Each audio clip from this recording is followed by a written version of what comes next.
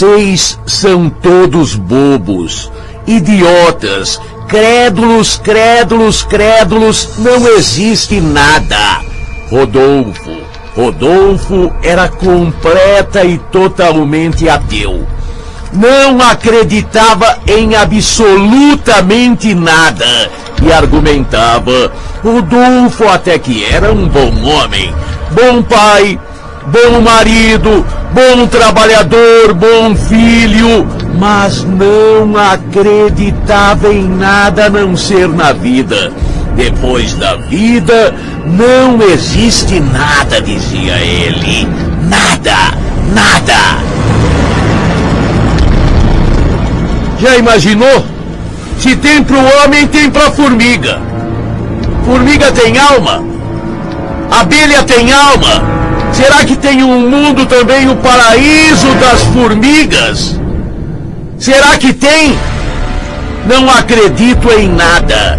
Morreu, acabou. Tem que viver a vida bem vivida. Tem que viver a vida bem vivida. Morreu, acabou. Não existe nada. Nada. A gente é igual a macaco, a elefante, a zebra, a girafa. Já imaginou um céu para cada bicho? Já imaginou? Para cada inseto, para cada vida? Não existe nada. E ele argumentava com fervor. Ele defendia a sua tese. Não tem nada depois da morte. A gente se decompõe e acaba tudo. DNA é DNA. É genética. Tem pra bicho, tem pra gente. Mas a gente, esse negócio de espírito, esse negócio de céu, inferno, outro mundo, isto não existe. Rodolfo. E ele brigava. Ele fazia questão de puxar este assunto em qualquer lugar. Ele fazia questão de ficar tocando neste assunto. Ele ia em festas e todo mundo sabia. Ele ia tocar no assunto. Principalmente ele provocava quem era religioso. Se ele sabia que uma pessoa era crente, se ele sabia que uma pessoa era católica, espírita, que acreditava numa vida além desta, ele provocava. Ele fazia questão de puxar o assunto e provocava. Ele vivia dizendo: você também é dos bobos? Você também é da turma de bobo? Vai ver que vai na igreja dar o seu dinheirinho, né? Vai ver que vai na igreja pagar o seu dinheirinho, o seu dízimo. Contribuir para o padre, pastor. Como vocês são otários. Como vocês são otários. Rodolfo, sua mulher, Dona Nair, ela detestava quando o marido começava com esta conversa. Ela detestava. Para com isso, Rodolfo. Para com isso. Mas ele não perdia uma oportunidade. Ele não perdia, até criava oportunidades. Ele puxava o assunto. Você acredita em destino? Acredita? Vai me dizer que também acredita em vida depois dessa vida. Em céu, inferno, paraíso. Você é um trouxa. Pensei que você fosse inteligente. E ele provocava. E ele provocava. Tinha um primo dele que toda festa o primo era altamente católico. O primo era católico de missa, comunhão, de reza, de oração. Ele provocava. Esse meu primo parecia inteligente quando era menino. Agora vai, se ajoelha diante do padre. Se ajoelha diante do padre de imagens. Você vai ter uma vida, uma vida depois desta maravilhosa, né? Seus ossos, seus... E ele falava besteira. O primo ficava louco da vida. Quantas e quantas vezes em Natal, Ano Novo, aniversário, casamento, batizado, o primo saiu bravo, abandonou a festa e ele ficava feliz. Ele é trouxa mesmo. Ele é um idiota, acredita. A mulher dele, eu também acredito. E você não é idiota. E você não é idiota. Todo mundo que acredita não pode, pela lei científica não pode existir outro mundo. Pela lei científica a gente morreu, acabou. O primo morreu. O primo acabou morrendo doença, morte natural. O primo dele morreu. Ele falou, agora deve estar no céu. Agora deve estar gozando a vida. Morreu melhor para ele. Ele não acreditava que tinha uma vida melhor. Ele não ia em missa. Ele não comungava. Ele não rezava. Ele não se ajoelhava diante do padre. Se ele morreu, está feliz. No enterro do primo, ele estava alegre. Por mais incrível que possa parecer, durante o velório do primo, ele comendo sanduíche, sabe, enterro que parece piquenique? Ele parecia que estava num piquenique. Quer bala? Comprei bala para todo mundo. Quer doce? Comprei Maria Mole para todo mundo. Quer isso? Quer um Guaraná? Quer uma cervejinha? Eu vou comprar. Parecia piquenique. Parecia piquenique. Quando alguém dizia, é enterro, Rodolfo. A mulher dele, é velório, Rodolfo. Velório, mas ele acredita em vida depois desta, não morreu. Quem acredita, se ele tá certo, se ele tá certo, veja lá se ele se mexe. Respeito por quê? É um ser humano, morreu, acabou. Rodolfo infernou o velório, baixinho, nem todo mundo ouviu, mas pessoas ouviram. Ô Rodolfo, respeito pra família. Respeito, esse era um trouxa. Na hora do enterro, ele foi no cemitério. O padre encomendou o corpo e ele rindo. Tá encomendando pros bichinhos lá de baixo. Tá encomendando os bichinhos lá de baixo, os vermes, estão de boca aberta, esperando a chegada do primo. Não tem nada. E a mulher, calma, Rodolfo, não para, você não para um minuto, deixa a gente só orar. Você não acredita, não acredite, pô. Mas deixa quem acredita acreditar. Ah, você também é idiota. Se tivesse assombração, eu tô no cemitério. Se tivesse assombração do jeito que eu tô falando, se tivesse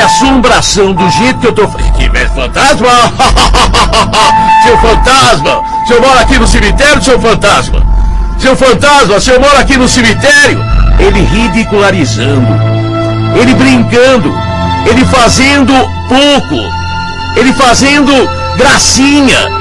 Seu fantasma, apareça pra gente ver. Sua assombração, doutor.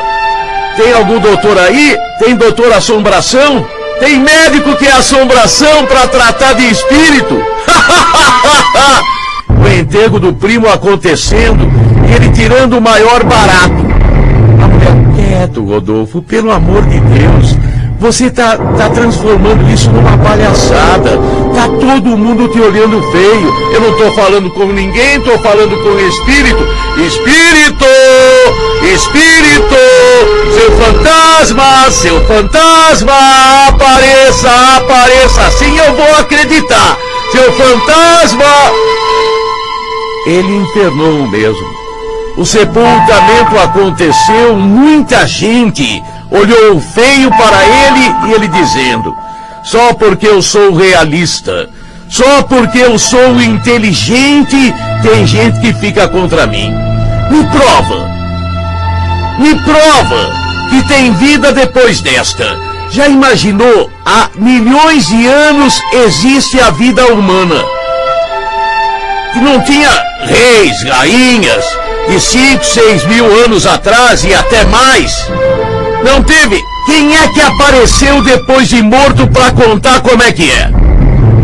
Quem é que apareceu cientificamente comprovado? Quem é que cientificamente... Esse negócio de falar de assombração, eu vi. Pode ver que é só trouxa. Pode ver que é na roça. Pode ver que é encruzilhada na beira do mato. É tudo explicável. A pessoa pensa e vê. Se tivesse, aparecia pra mim. Eu desafiei todo mundo.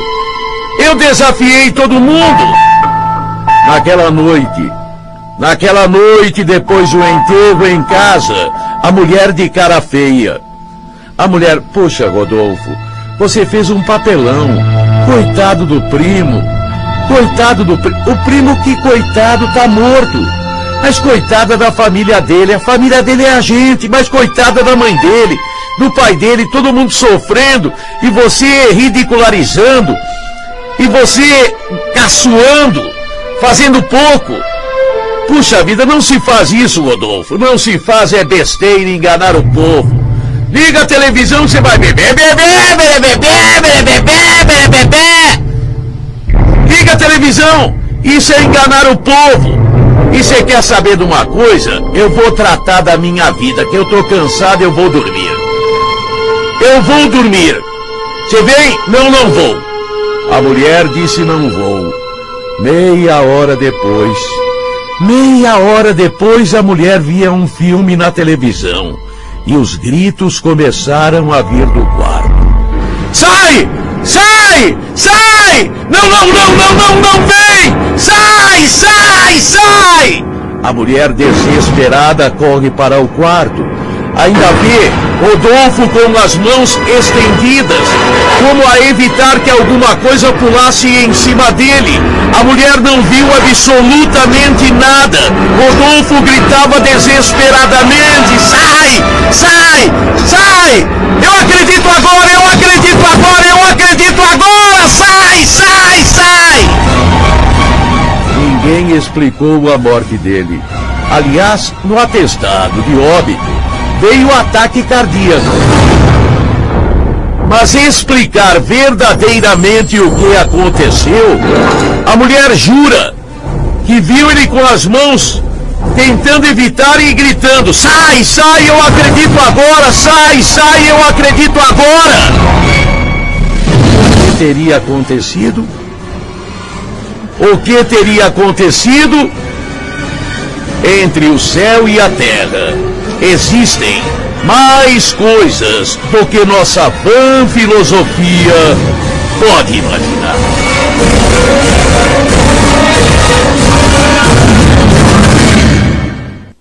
E ele sumiu.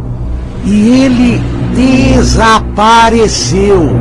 Sumiu como por encanto, como fumaça se desfazendo no ar. Sumiu, desapareceu.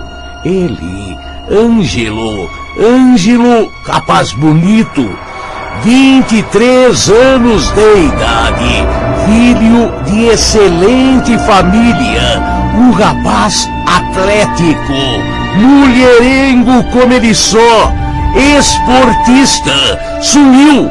Foi seu irmão Amauri. Foi o doutor Amauri que foi à delegacia e contou. Já há mais de 24 horas, ninguém sabia do paradeiro de Ângelo. Ângelo havia saído.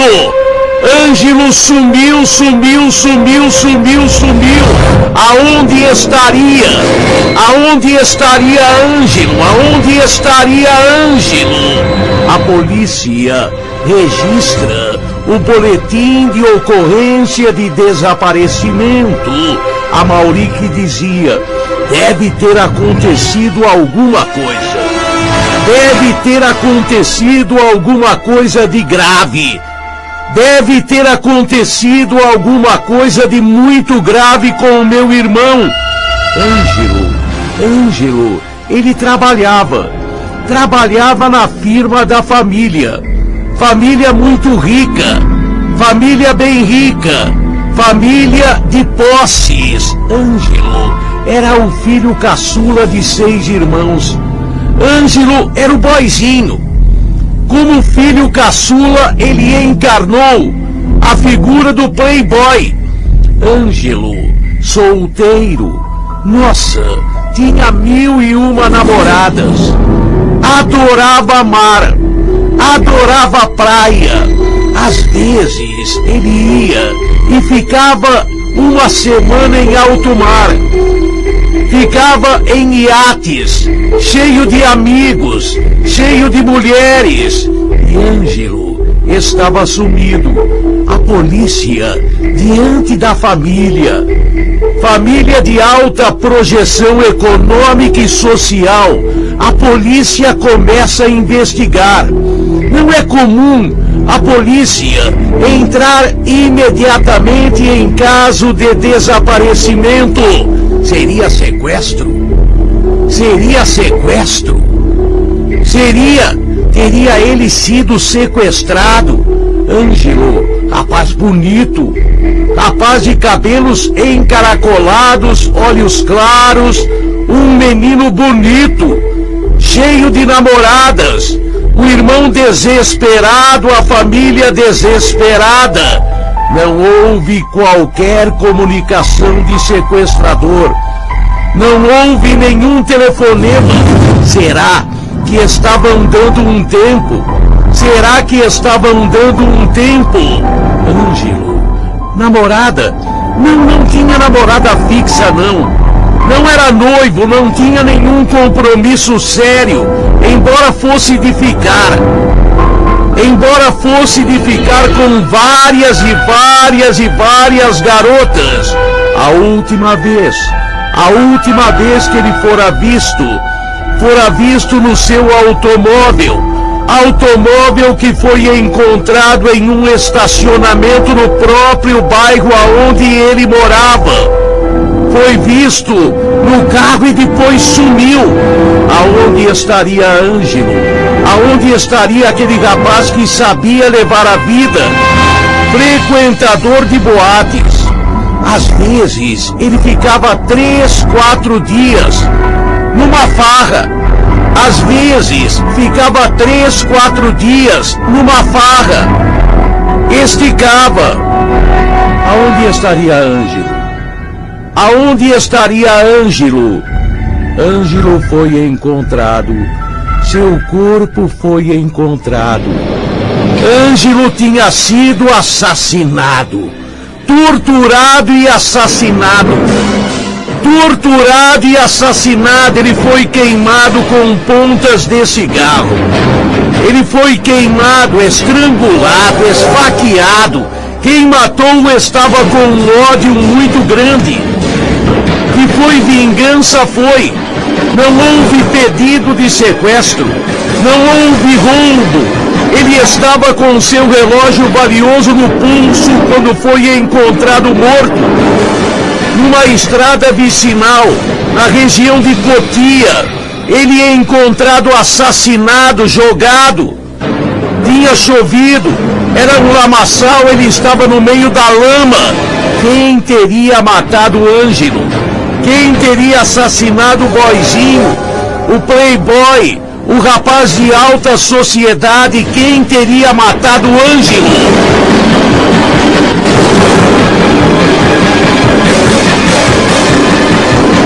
Quem teria matado Ângelo?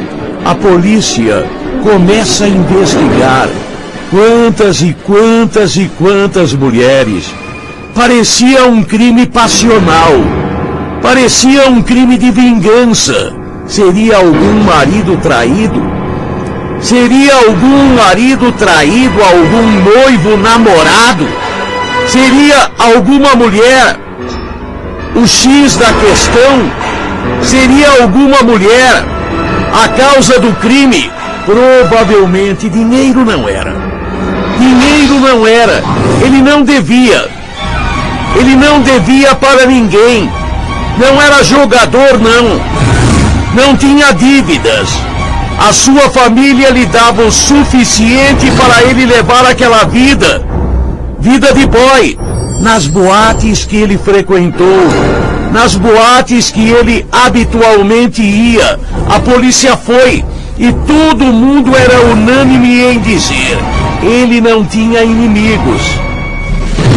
O único problema dele era a mulher.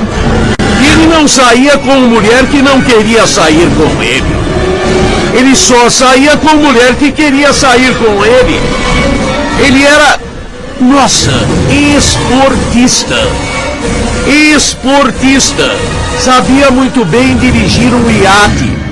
Ele gostava de esportes marítimos. Adorava pesca em alto mar. Seus amigos todos unanimemente diziam: ele não tinha nenhum inimigo. Ele não tinha nenhum inimigo. A polícia investigou. Passou dias, semanas, vendo o caso e nada. Depois de 2 meses, o caso estava na estaca zero. Os policiais se reuniram. Vamos começar tudo de novo. Vamos começar a investigação por outro ângulo. Que ângulo? Outro ângulo? Que ângulo? Se reuniram, conversaram, analisaram. Marcas de pneu não tinha. Ele foi desovado ali, naquele local, isso era indiscutível. O carro dele no estacionamento, foi ele que estacionou o carro dele. Foi ele que estacionou o carro dele. Era comum isto. Ele levou o carro no estacionamento, deixou ali e saiu andando. Morava perto. Morava perto. Quem teria matado e torturado o Ângelo? Quem estrangulou e esfaqueou? Quem queimou com pontas de cigarro? Nova reunião. Outra reunião entre investigadores e nada. Levantamento completo da ficha bancária. Nenhum saque extraordinário. Aquele dia, nenhum saque extraordinário. As despesas altas, porém comuns na vida daquele rapaz. Será que ele devia para alguém? Será que ele tinha se metido em alguma enrascada? Que ele se meteu em enrascada estava na cara. Mas qual era a enrascada? Qual era a enrascada? A polícia bateu cabeça. E como bateu cabeça? Ao final de 3, 4 meses, a polícia começou a desistir. A polícia começou a desistir. Não tinha por onde começar uma nova investigação. Não tinha um novo caminho a seguir. Não tinha. Seguir por onde? Mulher, provavelmente era mulher, mas qual? Dinheiro. Podia até ser. Será que ele tinha algum dinheiro e foi roubado? Mas um ladrão que tivesse sequestrado não teria torturado da forma que torturou. Os cartões de banco dele encontrados com ele. Não foi aquele negócio de tortura para dar a senha. Ladrãozinho pé de chinelo. Torturou, estrangulou, esfaqueou. Não tinha, ninguém viu absolutamente nada. A última pessoa que o viu foi o cara do estacionamento, depois mais ninguém. 6 meses depois, o caso vai para a gaveta. Mas você que é inteligente, provavelmente chegou rapidamente a uma conclusão. Depois de 6 meses, um investigador viu quem havia matado o Ângelo. Viu alguma coisa de estranho no caso. Pegou a pista e o crime saiu imediatamente. A pista foi dada para você. Se você prestou bem atenção, você já matou a história. Você já sabe. Já sabe? Pense, pense.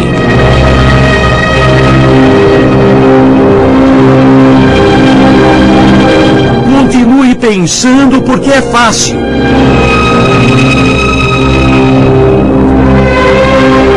Ainda não? Pense mais um pouco.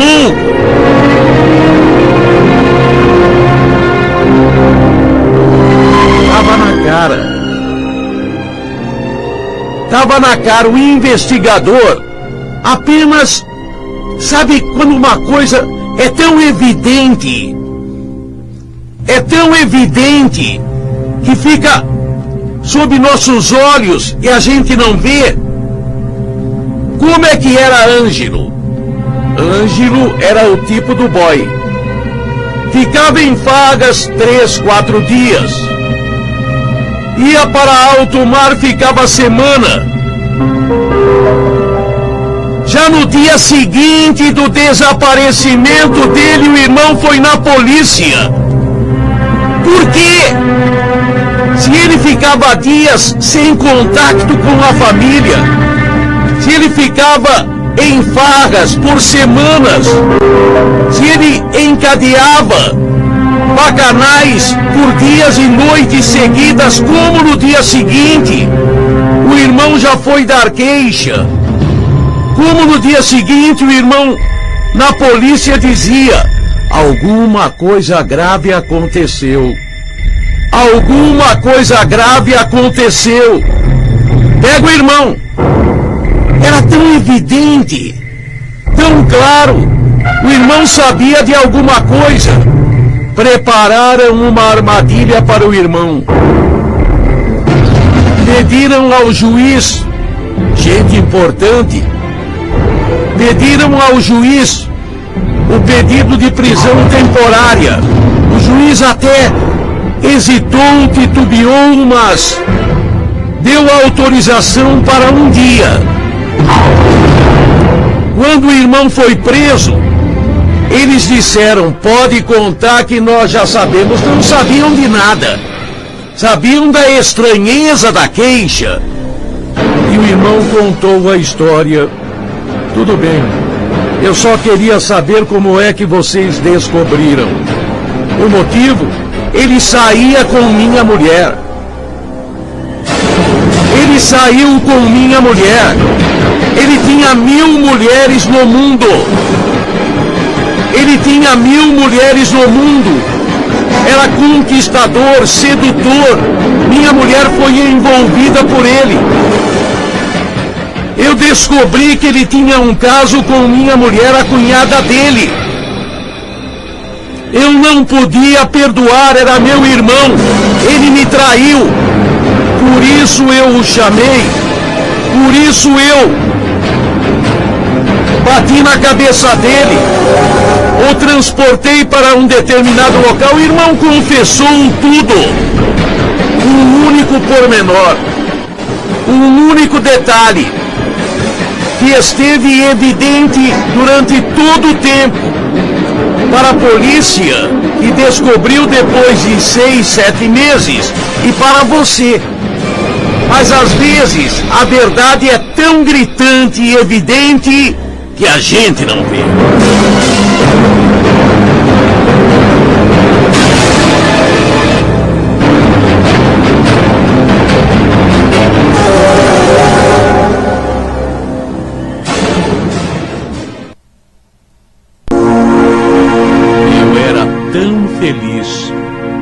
Eu era tão feliz que tinha medo. A única coisa que atrapalhava a minha felicidade era o medo. Medo de um dia perder aquela felicidade. Medo de um dia perder um dos meus entes queridos. Eu era feliz, tinha tudo que tinha sonhado. Não tinha riqueza, mas tinha uma vida felicíssima. Eu era muito feliz. própria Marilda que conta, eu era tão feliz que eu vivia inebriada, que parecia um filme. Eu adorava. Meu marido, José Antônio, era tudo de bom que um homem pode ter. Ele era bom homem em todos os sentidos, no sentido homem mesmo. Ele era insuperável. Ele me amava, me desejava. Nossas noites na nossa casa eram noites, como se diz, calientes. Noites quentes. A gente se amava, ele me amava muito e eu amava desesperadamente. Conheci Zé Antônio num baile. Por mais incrível que possa parecer, eu nunca tinha dançado e nem sabia dançar. Ele veio me tirar e eu timidamente disse: eu não sei dançar. Ele, mas sabe conversar? Sabe falar? Sabe sorrir? Então vamos conversar. Começou assim, num baile sem dançar. Começou o nosso namoro desta maneira. Zé Antônio, paulistano, eu também sou de São Paulo, sou do bairro do Butantã. Fui criada no Butantã, ele também criado na região, Pinheiros, Butantã. A gente se deu bem de cara.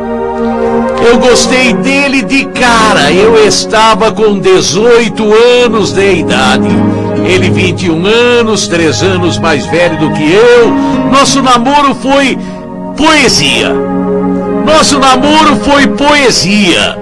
Não teve cenas de sexo no namoro, não. Eu casei moça. Eu casei virgem. E foi muito bom. Foi muito bom. Eu só tive a ele como homem. E só terei a ele como homem por toda a vida. Zé Antônio. Nossa, quando eu fiquei grávida, eu fiquei com medo. Eu fiquei com medo que ele não me quisesse mais. A mulher tem esse sentimento. Será agora eu vou ficar feia, vou ficar barriguda, vou ficar com os seios diferentes? Mas foi exatamente o contrário. Ele me apoiou de fio a pavio. Ele me apoiou sempre em tudo. Na nossa vida não teve só um dia. Não. A gente às vezes brigava, mas no amanhecer era bom dia, eu te amo. A gente podia ter a maior briga no dia anterior, mas era bom dia, eu te amo, eu sorria, ele sorria, a gente se abraçava e ele levantava para ir ao trabalho.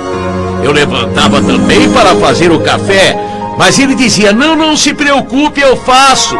Quantas e quantas vezes eu, por preguiça, fiquei na cama. Ele fez o café e me levou na cama. Ele era maravilhoso. Quando nasceu o nosso primeiro filho, eu me senti nas nuvens. Eu me senti nas nuvens. Gilberto, nosso primeiro filho. Gislaine, a nossa segunda filha. A vida era tão feliz.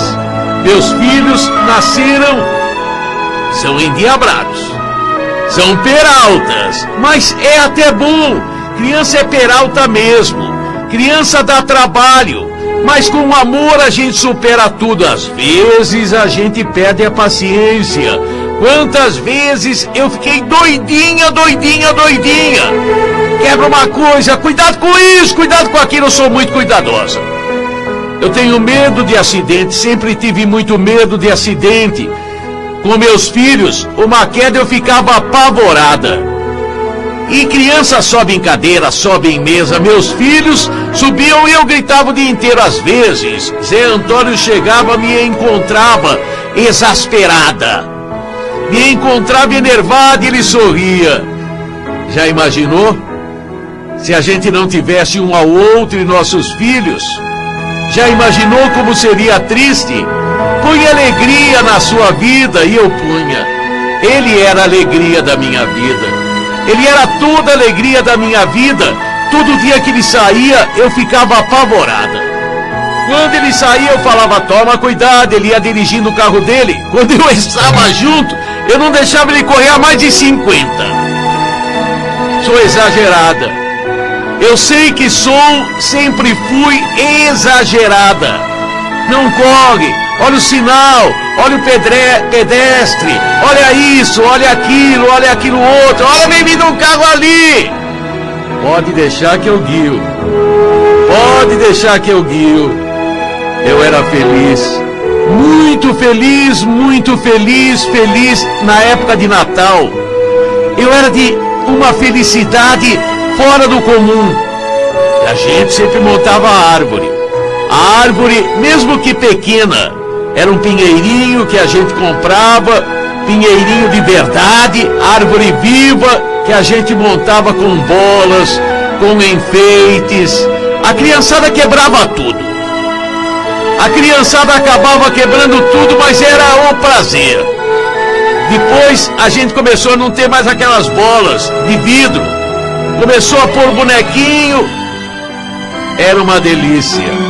Era a época mais maravilhosa, entre as maravilhosas épocas do ano. Ele sempre me presenteou. Sempre fez surpresa. Ele fazia eu entender, por exemplo, que ele ia me dar uma blusa, dava um perfume. Eu nunca adivinhei o presente dele. Ele também nunca adivinhou o presente. A gente escolhia cartão, aniversário de nosso conhecimento, de nosso casamento, aniversário de nossos filhos. A gente fazia anos o Gilberto ou a Gislaine. Quando fazia aniversário, comemorava aniversário dos nossos filhos, eu comprava presente para as crianças e para ele. Ele comprava presente para as crianças e para mim. Era muita felicidade. Como eu já disse, eu só tinha medo de um dia ela terminar. Eu só tinha medo de um dia a felicidade terminar. Era meu único medo. Foram 7 anos. 7 anos de um casamento perfeito. De um casamento maravilhoso, aonde, é lógico, a gente teve pequenas brigas, mas eu já falei também, de manhã era bom dia e eu te amo. Rancor era coisa que não existia no dicionário de nossa vida. Raiva, só na hora. Não persistia, não se insistia na raiva, não. De manhã, toda manhã era o sol, e mesmo sem sol, era o bom dia, eu te amo. Eu me lembro como se fosse hoje. Um dia, começou da mesma maneira dos outros dias. Bom dia, eu te amo. Bom dia, eu te amo. Shhh, as crianças estão dormindo. Eu rezava para a criançada acordar mais tarde. Porque quando a criança acorda pequena, já é mamadeira, troca isso, aquilo outro, e correria de lá para cá. Ele saiu para o seu trabalho. Foi um dia comum como tantos outros. Ele me telefonou várias vezes durante o dia e falou, não sei o que eu tenho. Não estou me sentindo muito legal. Ele me falou, eu não dei muita atenção. O que você está sentindo? Não sei, um mal-estar, uma coisa esquisita. Passa no médico. Não é coisa de médico. Então é coisa do quê? Não sei. Ele chegou em casa, ele estava pálido. Você não está melhor, bem? Eu falei para ele, você não está melhor, bem? Não, eu vim dirigindo, mas eu estava me sentindo meio estranho, sabe? Não é nada não, acho que é alguma coisa que eu comi no almoço. Ele almoçava na firma. O que você comeu no almoço? Comi um macarrão, acho que foi um molho. Mas ele estava pálido e eu comecei a insistir, vai no médico. Ele tinha direito à assistência médica pela firma na qual ele trabalhava, vai no médico. E ele falou, não é coisa de médico. Mas eu tinha medo. Eu sempre achei que ele deveria, ao primeiro sintoma de qualquer doença, correr ao médico. Vai ao médico. Eu fiquei chateando, eu sei que chateei. Eu sei que falei demais. Vai ao médico. Até que ele decidiu, olha, não é coisa de médico. Mas só para te deixar satisfeita, só para te deixar feliz, eu vou no médico. Pegou a chave do carro, eu falei, não vai dirigindo não. Toma um táxi. Se for dirigindo é ruim. Se você se sentir mal, pode até desmaiar, pode perder a direção. Não é nada disso, mas eu insisti. Fui eu mesma que telefonei para o ponto de táxi.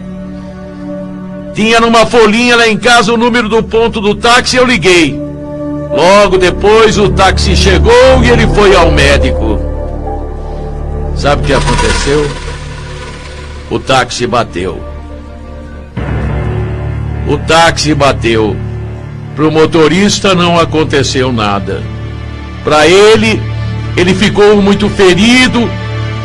Foi para aquele mesmo hospital, aonde ele iria fazer uma consulta praticamente de rotina, mas ele foi em estado gravíssimo. Foi durante 26 dias, 26 longos dias, ele ficou na UTI. Nunca recobrou o sentido. Nunca recobrou a consciência. Ele ficou inconsciente 26 dias e morreu. E eu me condeno. Eu me condeno e me falo, fui eu que matei meu marido. Fui eu que matei a minha felicidade. Ele não queria ir no médico. Ele queria ir dirigindo. Fui eu. Com medo de perder, eu perdi tudo. Como se ela fosse culpada. É lógico que não é. É lógico. O caminho da vida, os caminhos tortuosos da vida, escrevem histórias que as mentes mais imaginativas são incapazes de arquitetá-las. Quem escreveu essa história não sei o destino. Por quê? Já há 10 anos aconteceu este fato. E ela não esquece. Foi o período mais feliz da minha vida, diz ela. Agora é a época em que eu me lembro mais. Em que eu me condeno, não tem que se condenar. Pelo contrário, você só fez o certo. Insistiu para ele ir ao médico. A fatalidade e o acidente, como você poderia prever que aconteceria? Mas ela diz, é a época mais triste da minha vida.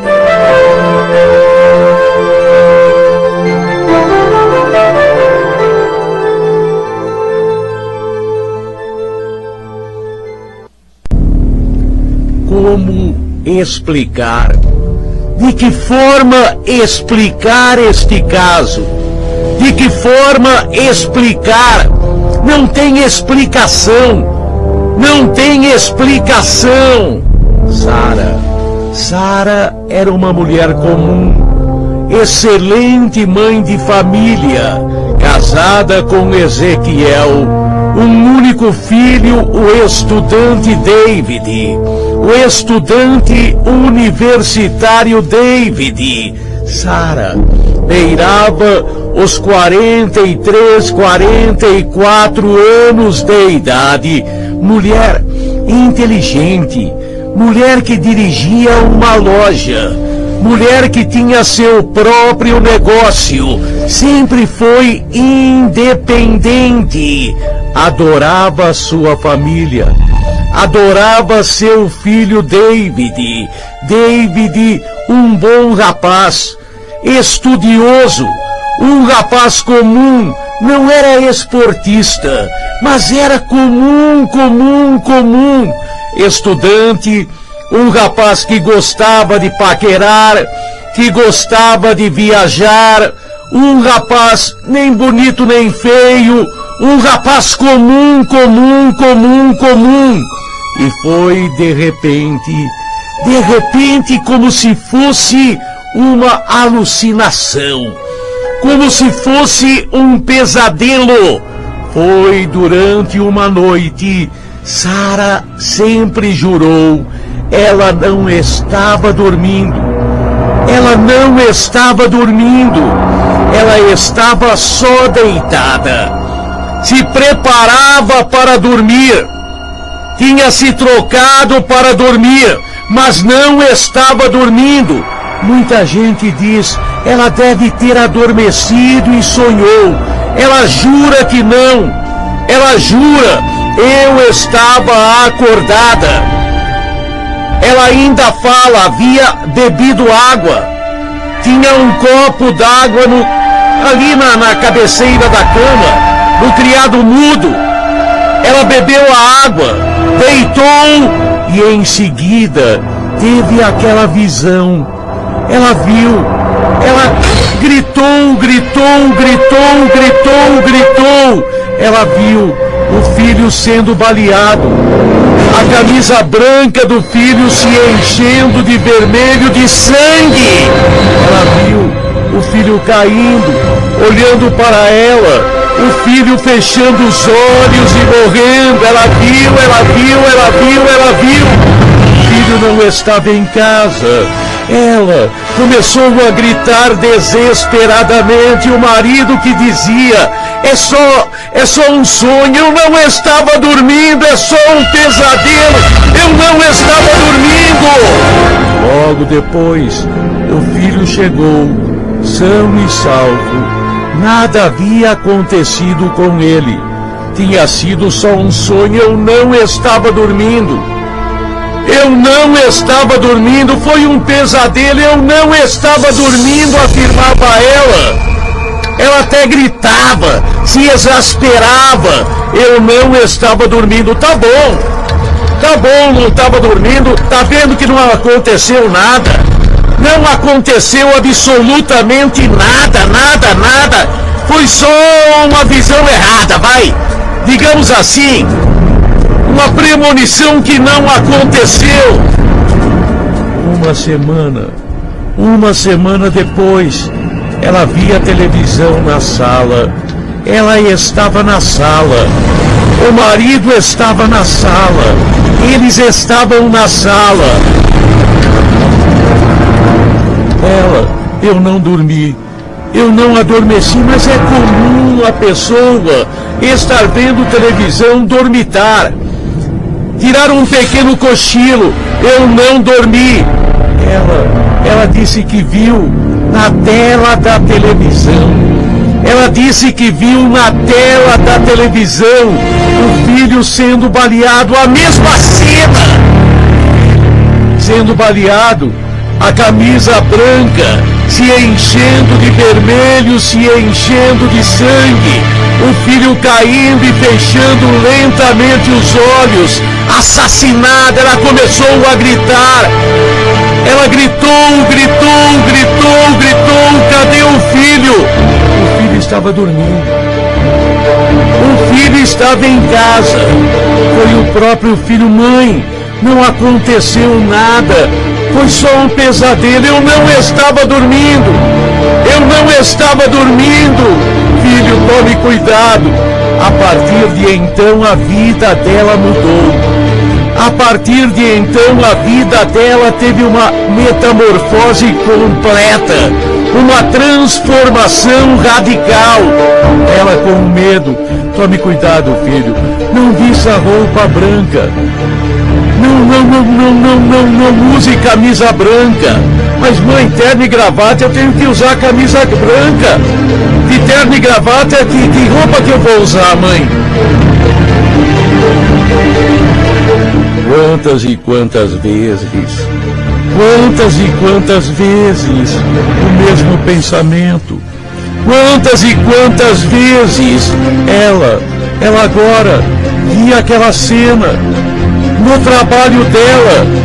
Ela estava sentada no banheiro, fazia uma necessidade, de repente os gritos. Os empregados, os funcionários de sua loja acorreram, foram ao banheiro. Ela estava praticamente em transe. Ela viu a mesma cena. Ela viu a mesma cena. O filho sendo baleado, a camisa se enchendo de vermelho, de sangue, os olhos fechando lentamente. Quantas e quantas vezes Agora, inúmeras vezes, ela teve aquele pesadelo. Eu não estava dormindo! Ela gritava como a dizer: eu não sou louca. Não era louca, mas estava ficando. Não era louca, mas médicos consultados. Alucinação. Isso acontece, disseram a ela. De repente a pessoa tem uma ideia fixa. É uma alucinação, não vai acontecer nada. Vai, eu não sou louca. Olha, é só tomar. Eu não quero tomar calmante. Eu não tenho nada. Eu vejo. Não foi uma vez que eu vi inúmeras vezes. Eu estou com medo. Olha, antes de dormir, tome esse calmante. Ela começou a tomar. Foi quando ela estava dirigindo seu automóvel. De repente, em plena avenida, ela parou e começou a gritar. Ela viu a mesma cena, o filho sendo baleado, a camisa se enchendo de vermelho, o sangue correndo, o filho, os olhos fechando. Ela parou um carro no meio da avenida e começou a gritar. Tem que ser internada. Tem que ser internada, disse o médico. Outros médicos consultados disseram a mesmíssima coisa, falaram a mesma coisa. Ela, coitada, ela estava com os nervos em frangalhos. Ela estava exasperada, desesperada, em desespero permanente. Filho, toma cuidado. Mãe, não vai acontecer nada, mãe. É só alucinação que você tem, mãe. Uma ideia que você colocou na cabeça. Para de pensar nisso, mãe. Eu não consigo. Sonoterapia. Quem sabe com sonoterapia, dormindo, o induzimento ao sono, quem sabe, ela iria desanuviar, iria melhorar, iria tirar aquela ideia da cabeça. Quem sabe, ela é internada numa clínica. Internada, sonoterapia. Ela saiu nova de lá. Ela saiu nova. Parecia, só parecia. Só apareceu. Logo, a mesma visão. Logo, a mesma alucinação. Não sei, dizia ela. Eu não aguento mais. Eu não durmo. Eu nunca sonhei. Eu vi na minha frente a mesma imagem, ele sendo baleado. Eu não vejo quem atira, só vejo um revólver apontando para ele caindo, a roupa se enchendo de vermelho, de sangue, os olhos fechando. Coitada de Sara. Seu marido Ezequiel fez de tudo para ajudá-la. O filho praticamente vivia ao lado da mãe. Só saía para ir à faculdade. Mas não adiantou. As visões continuaram. As visões continuavam intermitentemente. Ela agora, a cada vez mais num curto espaço de tempo, ela via a mesma cena. Internação. Eu não quero ser internada. Eu não quero. Mas foi. Fortes remédios a mantinham praticamente dormindo. Mas nos intervalos ela acordava na clínica, aos berros, aos gritos. Eu tô vendo. Os médicos tentavam mostrar a ela que era só a imaginação dela. Era só a imaginação, mas ela piorava. Ela estava revoltada com a internação. Ela que dizia, será que ninguém entende? Será que ninguém entende que é um aviso? Será que ninguém entende que é um aviso? Eu não tô louca! Foi numa determinada tarde. Ela tinha tomado remédio forte. Na noite anterior, ela teve a mesma visão. Por isso a medicaram profundamente. Os médicos não acharam explicação. Ela deveria estar dormindo. Deveria estar sob sono pesadíssimo. Os calmantes fortes que ministraram, que deram a ela. Mas de repente, no meio da tarde, ela acordou. Ela acordou aos berros. Ela viu. Agora mais claro. Ela pediu, eu quero ver meu filho. O filho. Telefonaram para casa e avisaram, o filho tinha viajado. O filho tinha ido passar o fim de semana num congresso estudantil no Rio de Janeiro. Logo depois chegou a notícia. Logo depois na casa, surpreendentemente chegou a notícia. O filho na porta do hotel. Sofreu um assalto e foi baleado. Sua camisa branca, cheia de sangue. Ele caiu e nem socorrido foi. Morreu. O sonho se tornou realidade. Não foi sonho, diz ela. A alucinação não era alucinação. Como queiram, a visão se tornou realidade. O filho foi assassinado no Rio, de camisa branca, caiu, fechou os olhos e morreu. Ela foi liberada da clínica. Nunca mais teve alucinação, não era alucinação, diz ela. Nunca mais teve visão nenhuma. Mentalmente é sã. Clinicamente não tem absolutamente nada.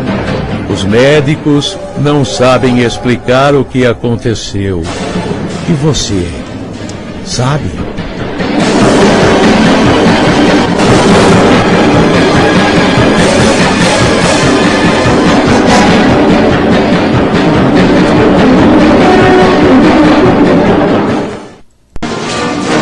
Quem matou Letícia? Quem teria matado aquela moça de 19 anos de idade? Quem teria matado aquela moça quase rica? Morando num bairro residencial mesmo, alto padrão de São Paulo. Quem teria matado aquela moça? 19 anos, Letícia. A polícia se embaralhava. A polícia investigava e se perdia diante de tanta pista, diante de tantos caminhos. Quem teria matado aquela jovem estudante de 19 anos? Letícia não era bonita. Era até meia feiosa, mas era simpática. Era alegre, se vestia bem, super comunicativa. Quem teria matado Letícia? Quem teria matado Letícia? O crime não foi assalto. Não foi. Provavelmente não tinha sido assalto. Letícia chegou com seu automóvel na casa dela, na região de Alphaville. Chegou na casa dela e foi baleada 4 vezes. Ninguém viu nada. Ninguém viu nada. Não sumiu nada, absolutamente nada. Ela não gritou.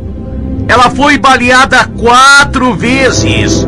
2 na cabeça, 2 no peito. Quem matou, matou pra matar mesmo. Atirou pra matar mesmo. Não é que atirou pra escapar. Não é que atirou porque ela gritou, porque ela reagiu. Não, atirou pra matar. Queria matar mesmo. Quem queria matar, matou. Quem atirou, atirou pra matar. Quem teria matado Letícia? Quem teria matado Letícia? A polícia começou a investigar. Namorado. Ela tinha namorados. A polícia começa a levantar. A polícia estudando a vida da vítima. Estudando a vida de Letícia, começa a levantar. Ela tinha um fraco por homens mais velhos. Ela não saía com garotão, não. Ela não saía com garotão, não. Ela tinha um fraco.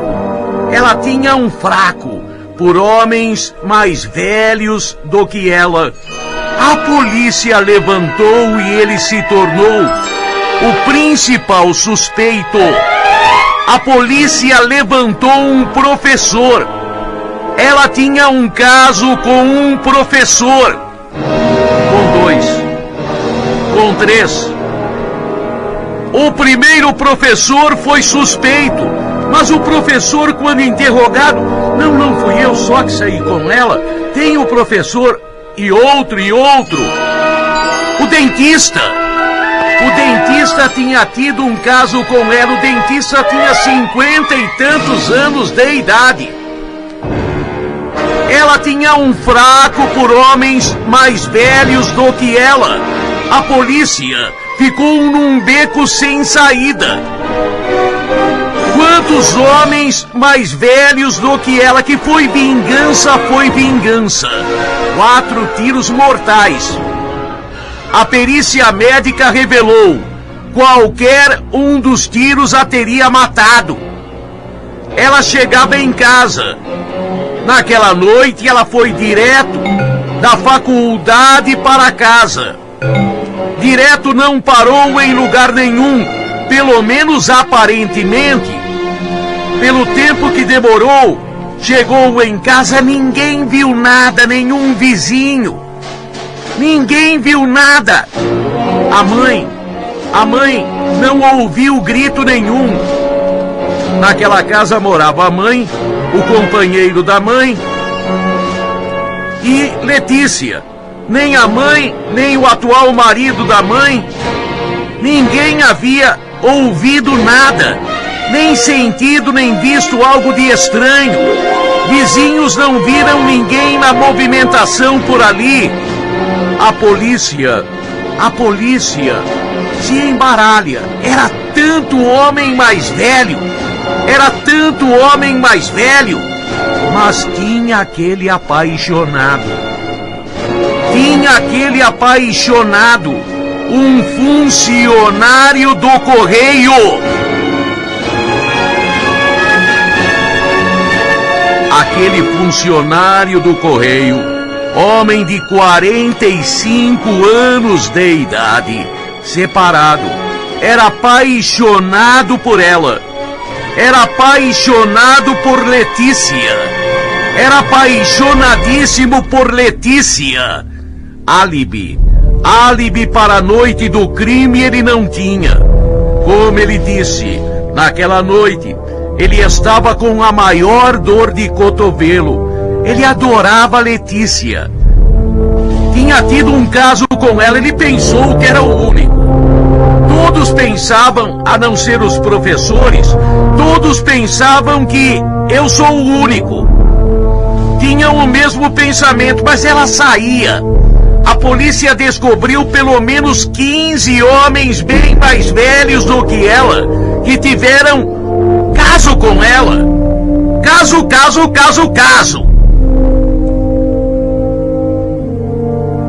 O cara do correio era o principal suspeito.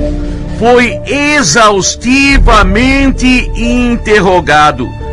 Ele que contou naquela noite: eu estava morrendo de saudades dela. Eu pensei em ir na casa dela. Por isso ele se tornou o maior suspeito. Eu fui até as proximidades da casa dela, viram? Não perto da casa dela, mas viram na região aquele funcionário do correio, num posto de gasolina que às vezes ela parava, na loja de conveniência. Viram esse homem ali e ele falou: eu queria encontrar com ela. Até parei, pensei em ir na casa dela, mas parei naquele posto. Às vezes ela parava ali, às vezes. Nesta noite eu não a vi, mas ele estava nas proximidades. Até que horas você ficou? Ah, não sei. Eu comecei a tomar cerveja. Isso foi comprovado, mas ninguém se lembrava a hora exata que ele tinha chegado ou saído.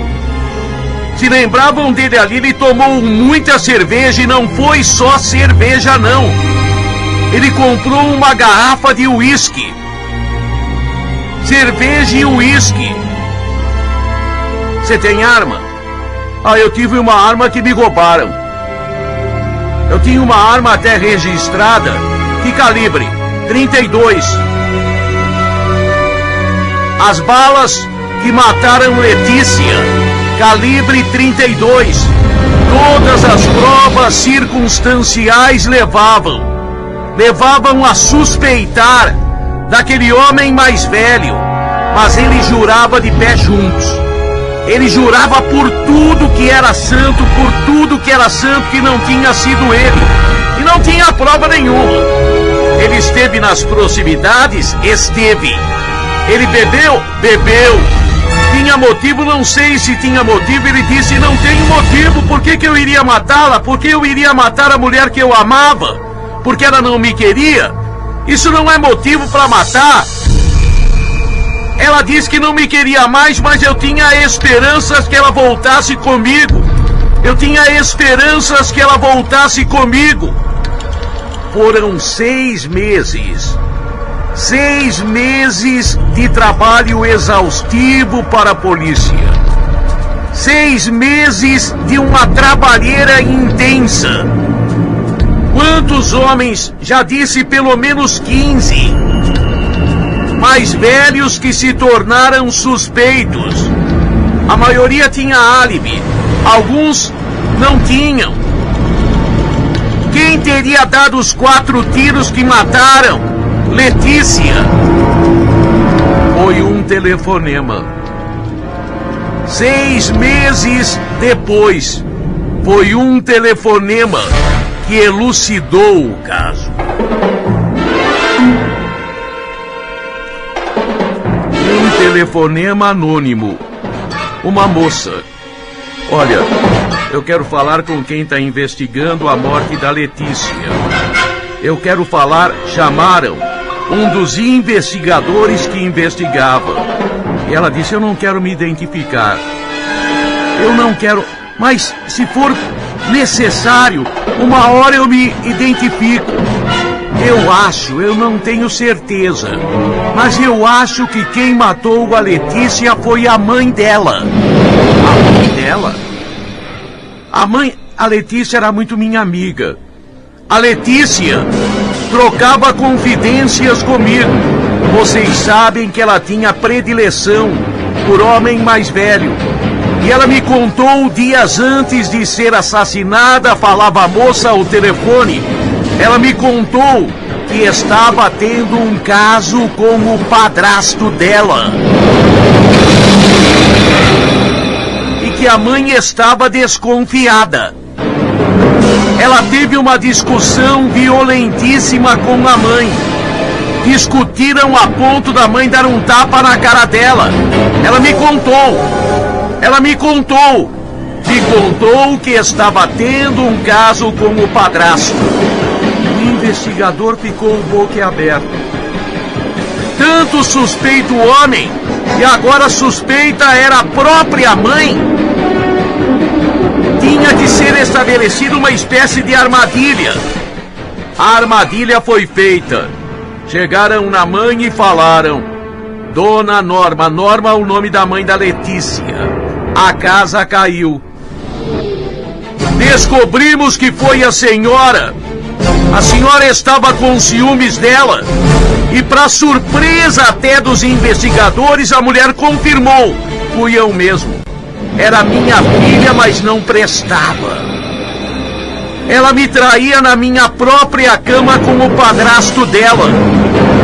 Eu peguei em flagrante. Ela riu de mim. Ela riu de mim. Riu a primeira vez, riu agora. A segunda vez, a terceira. Ela me via e dava risada. Mãe, você é velha, eu sou jovem. Mãe, você é velha, eu sou jovem. É a minha época, eu saio com quem eu quero. Ele me quer. Ele me quer. A mãe comprou uma arma. Ninguém havia investigado isso. A mãe tinha comprado uma arma. Quem iria desconfiar da própria mãe? Por isso ninguém viu nada, ninguém viu coisa nenhuma. Ninguém viu estranho. A mãe esperou o Letícia chegar. E quando Letícia chegou, a mãe foi falar com ela e Letícia, segundo a mãe, viu? Ô mãe, eu sou mais jovem e mais bonita do que você, mãe. Você é velha. A mãe atirou 4 vezes. Quem matou Letícia? Quem matou Letícia, que tinha predileção por homens mais velhos? Se desconfiou do carteiro, do homem do correio, do professor de tal, foi a própria mãe, que a pegou em flagrante com o companheiro dela, o padrasto. Quem matou Letícia foi a sua própria mãe.